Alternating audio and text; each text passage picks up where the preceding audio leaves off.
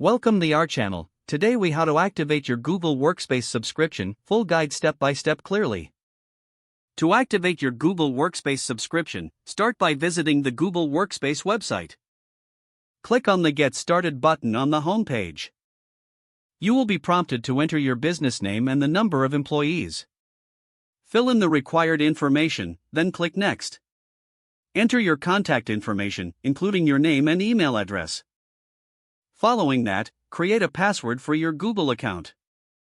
Once you've completed this, click on Continue. Now, you will need to verify your domain name. If you already own a domain, select Yes and enter it. If not, choose No, and follow the prompts to purchase a new domain. After entering your domain, Google will guide you through the verification process. This typically involves adding a TXT record to your domain's DNS settings. Log in to your domain registrar account and find the DNS management section.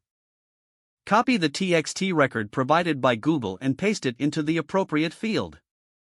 Save your changes, then go back to the Google Workspace setup page. Click on Verify to confirm your domain ownership. Once verified, you will be directed to the account setup page. Here, you'll have the option to create additional user accounts if needed. Fill in the details for each user and click Add User. After setting all users, click on Next. You'll then enter your payment details and review your subscription plan.